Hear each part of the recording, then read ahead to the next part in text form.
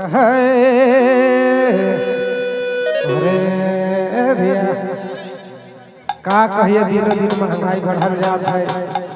और घर निकल फैशनो बढ़ल जात है। अरे भैया हमरे के भाई के फरमाइश है हो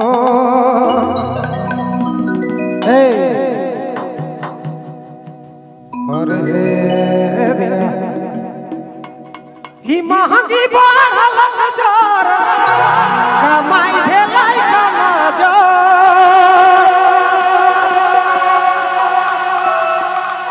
सुख दुख ले जोगा के रखबे बाबू के मां नकली नहीं ओरिजिनल तुम ओरिजिनल है तो रुपया भी ओरिजिनल चाहिए रे बाबू के मां महंगाई में मदद तनी कराबे। अरे ई महंगी बढ़ल जोर कमाई भेलै कमजोर सुख दुख ले जोगा के चलबे बाबू के मां महंगाई में मदद तनी कराबे बाबू के मां सुख दुख ले जोगाए के चलाबे सुख दुख ले जोगाए के चलाबे बाबू के मां महंगी में मदद तनी कराबे बाबू के मां महंगा में मदद तनी कराबे।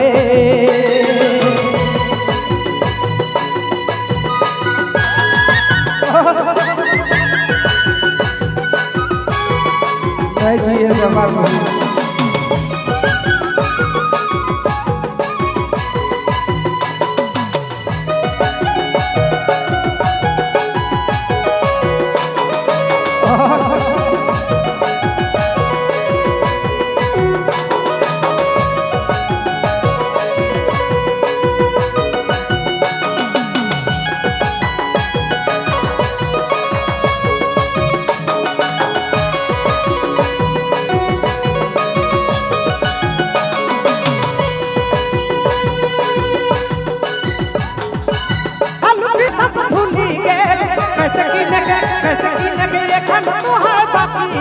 बाबू के मां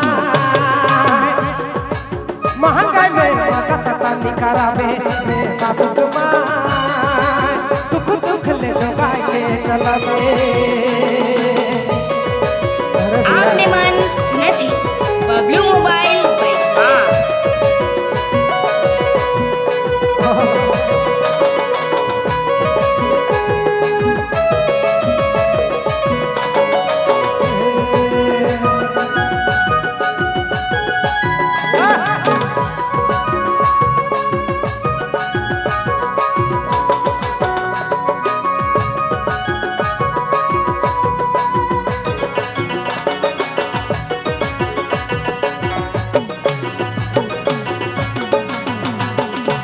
महंगी कर सब चला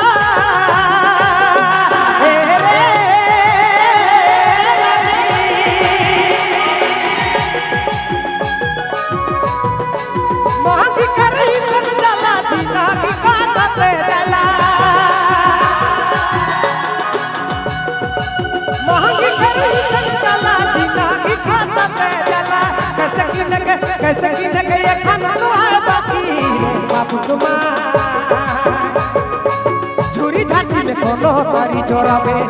बाबू के मां महंगाई में मदद तनी कराबे।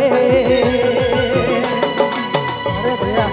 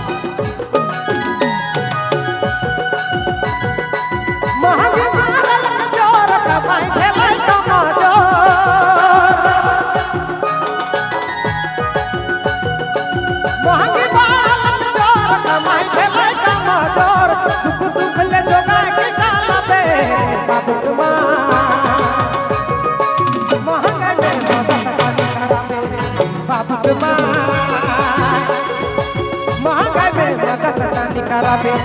बाप तुम्हार सुख दुख ले जोगाई के चलाबे बाप तुम्हार महंगा ले वचन कराबे।